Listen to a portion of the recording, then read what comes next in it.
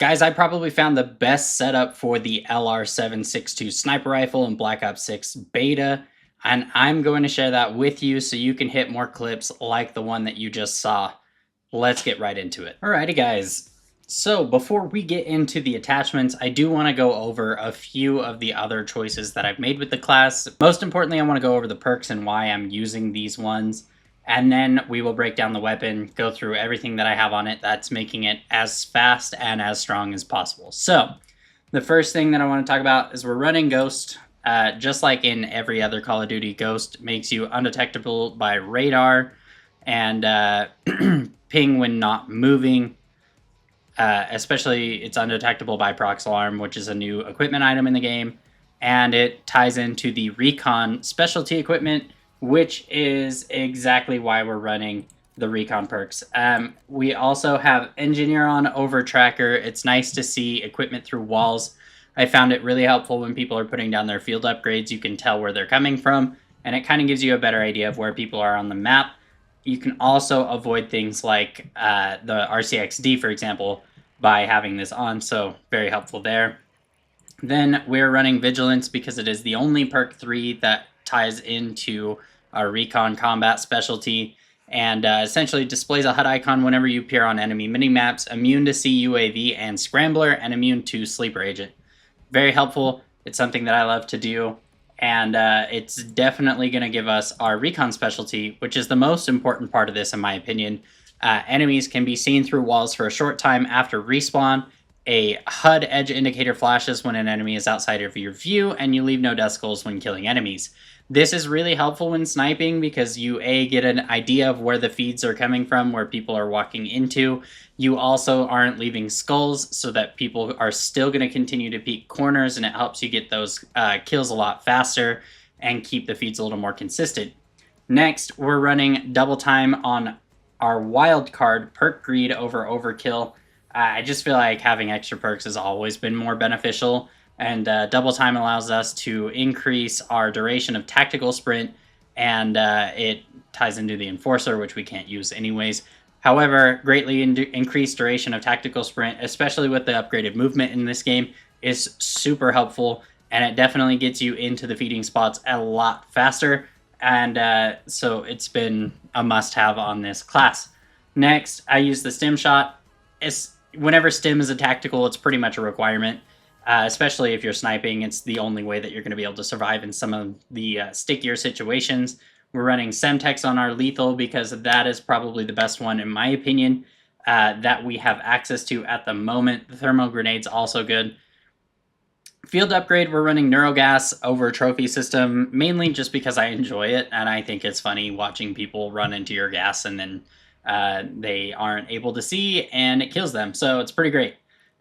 We have our combat knife, just like everybody, and then we are using the GS45 pistol. As you can see, it's only level 4, and the primary weapon is level 44. I do not pull this thing out very much because the attachments on the LR762 are just that good. So, that's everything aside from the main weapon. Let's dive into the main weapon and show you exactly what attachments I'm using and why. So once we go in, the first thing that you're going to see is we have the muzzle brake on. Now, what this is going to do is it's going to increase your kick reset speed drastically. It's also going to increase your first shot recoil control drastically, which is going to give you more initial accuracy, so you're not missing your first shot, and then you're going to be reset much quicker. And there's really no downside to using muzzles in this game as opposed to the last few years where there's been a positive and a negative to all attachments. That's not really the case anymore. So we're definitely running that. Next, we have the extended mag 2.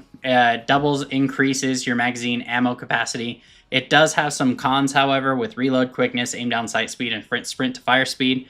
The ADS and sprint to fire are definitely not as noticeable, and I think having 10 rounds in the mag is just way more important, especially with this gun. Because the reload is pretty slow even with fast mags, and you want to be able to get as many kills as possible in one quick succession. That's kind of the point of quickscoping. So I do run extended mags 2 on this, and I love it. Next up, we are running the quick draw grip. This thing gives you a triple up boost to aim down sight speed, really handy. Obviously, aim down sight speed is really important when you're sniping in this aggressive way. And this is the main attachment that's going to be increasing our ADS. And in my opinion, it's really fast. It feels great. It's not something that you have to put all 5 attachments into. The next one that we're going to go over is the combat stock. You get aim walking, movement speed, and flinch resistance. We don't really care about the aim walking movement speed, but the flinch resistance is really helpful. The flinch in this game is a little drastic when it comes to sniping, and this is as close to toughness as we're going to get.